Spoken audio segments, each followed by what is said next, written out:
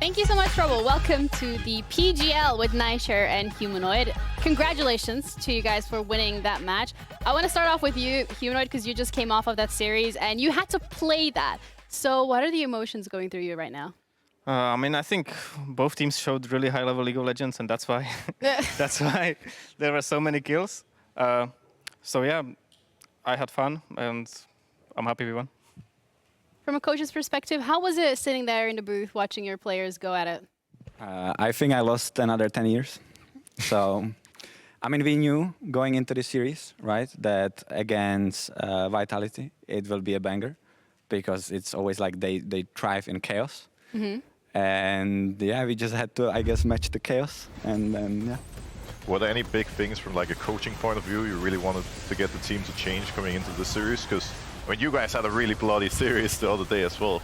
So what changed coming into Vitality? I think honestly, we just needed to pay more attention of where the opponents are at all times. Because a lot of times we are taking like man disadvantage fights. And we are also not playing like insanely correctly on our timers. So that was like the biggest topic that we had worked on in the one day, basically. You mentioned that when Vitality plays, they like to bring the chaos and you have to match that chaos.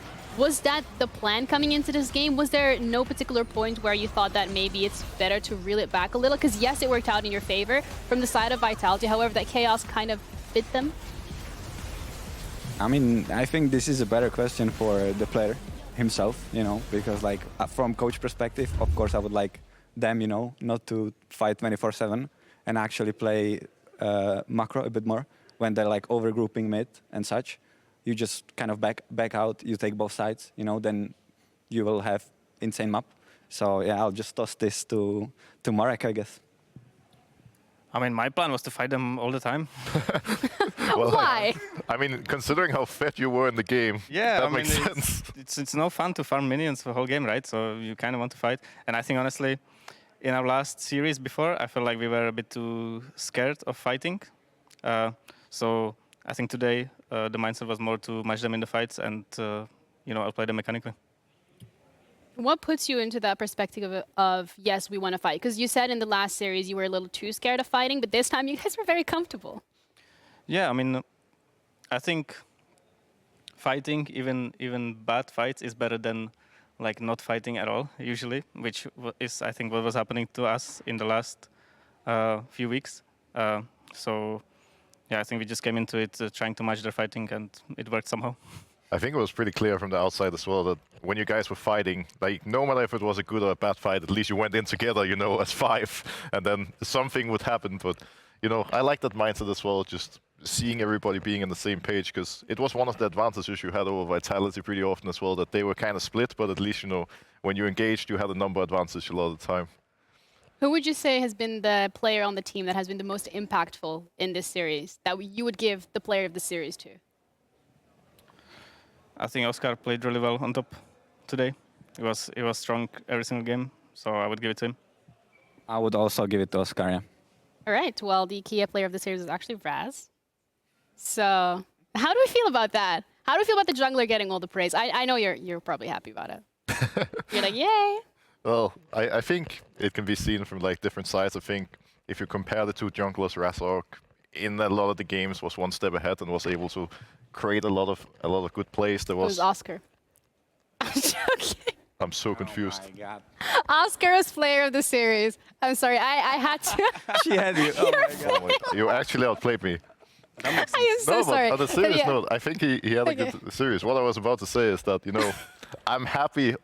Oh, I was about to be happy that the jungler got some praise for helping you in a few cases, because, you know, there were a couple of games where mid lane wasn't going your way, but then, you know, your friends came around and everything worked out for the better. It's but always Oscar certainly deserves it for that performance. I think it's particularly we highlighted that on the third game. I remember where you got dove early. Well, you got solo killed by VTO early on, and then was a canon event, and that's when Razork felt the need to step in. How did that make you feel? Because it felt like once you got solo killed, you just were like unleashed. Yeah, I mean, that's what happens. You know, if you solo kill me, I have to carry after that. So it was actually my plan from the beginning to get solo killed. And then and then kill him after because he used flash, right? So, All right. so it was all planned. You took it personally. But also, as we say goodbye to Team Vitality, we have Trouble standing by with Hylissang for an interview. So let's head over. Thank you, Ginny, and thank you, Hyli, for joining me on this interview. Obviously, there was a running joke and a bet between us. I was going to ask you, why did you run it? But I don't even have the right to make this joke because you very clearly did not run it at all in this particular series. You guys played a phenomenal 2 versus 2. Would you mind reflecting on the series we just watched? Yeah. I mean, I did actually run it in the game 1 when I played Rumble. I died to the minions once when we could have taken a lot. That was a very Hyli death. That was a whoopsie. Yeah. But I think other than that, I think we played good on bot lane. I think we were struggling a bit, maybe mid jungle. I'm not sure. I have to rewatch, but I feel like sometimes it was hard to answer a Humanoid. And yeah, I think in general, I feel like we had a good game 1 with the Rumble. They didn't expect it, I think, or I don't know why they didn't ban it. We've had a good Varus Rumble game. We were very comfortable with these champs, and then I feel like I'm missing one game in my brain, but I think we played Senna Tam Kench, and I feel like they were just moving them up better because they have often mid priority, or like they just push waves faster than Senna Tam Kench does, so they can rotate fast on the map, and I feel like we got a bit dizzy on that one. And then missing one game, and then we had the Zarya Khan the last game. I feel like we just fell behind really hard, or like we took a lot of fights and we just lost all of them. But then we had a really good Nash call, and then we knew how to like bounce back from this situation, and we made it really hard for them. We almost even won, and then we lost. So I don't know. I feel like we played well, but it was not good enough today. You guys played really well. Finn sort of made a comment about you guys are so good at scrapping the fights. You guys are so good at skirmishing. You literally drag people through the mud, and today Fnatic was willing to take the trip through the mud and fight you, and they came out on top. However, I talked to you at the very beginning of the season. You're like, you know what? Scrims aren't going that great, but your run here was fantastic. The development of the team, the way you play as a team. So what do you see moving forward into summer? I think we're just not as confident as a team, maybe, as other teams are. I feel like we are very hesitant sometimes when you have to like be decisive and pull the trigger without asking. And I feel like this will come naturally, or I hope at least will after some time. Because right now I feel like it's hard. It's very hard to play the game if I don't have the tools, or I'm behind, or yeah, if somebody else has to do it. I feel like maybe we lack this confidence of going in, and I think if we improve on this, then I think we'll be like very, very strong team and contest the #1 spot for sure. Well, luckily they have you to learn from. You have the confidence and you have the foresight in this engaged and these split moment decisions. Hyli, thank you very much for joining me on this interview. We're going to throw it back to PGL. Thank you. Thank you, Trouble. All right, back to PGL we go, because with this one, unfortunately, we're going to have to say goodbye to Vitality. And you said it during the interview, Nightshare, they went really far. And this is a team that in winter might not have particularly had the best run, but we've seen so much improvement from them throughout spring. Has that felt the same for you, maybe in scrims or just in general? I mean, if I'm completely honest, like why I said they went really far, because in the beginning, it felt like they struggle a lot and they will not really find their way of how to play, right? And then suddenly they somehow, beat Mad Lions, which I was honestly not expecting. I mean, it could have went both ways, right? Mm-hmm. But I was expecting Mad Lions will be better. But I guess they also have a lot of troubles there now. So yeah, I would repeat myself. I think top 4 for Vitality is pretty good. Yeah, absolutely. I think they had a phenomenal improvement. Yeah, I think really analyzed this pretty well too, saying that all it comes down to at this point, when you reach this level, is just getting team play, getting everybody on the same page, and that's one of the reasons Fnatic won today.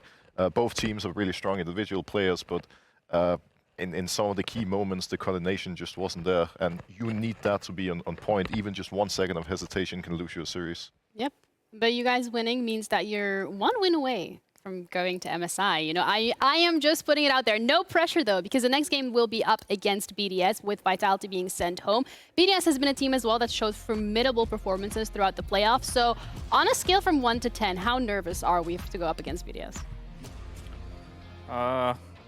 Like 5, I would say. That's moderate. I think they played pretty well against G2, or maybe a few games they played well, but I think we can take them easily. Do you think for you there's a big difference in going up against Nuke versus VCO today? I think they both play different champs and play kind of different style. I think Nuke is like more into like scaling mages like Azir, and VIT wants to play the aggressive champs like Akali, so they are just different a bit. Well, you guys have a couple of days to prepare for that, so I hope you guys make the most out of it. Thank you for those of you as well for tuning in, but it is time to take a little breather, especially after that series. The LEC will be back with the Spring Finals weekend on Saturday, with Team BDS facing against Fnatic for a spot in the split finals. Loser goes home, but the winner can qualify for MSI. Everything is on the line. I hope you guys enjoy the rest of your evening, and I'll see you then.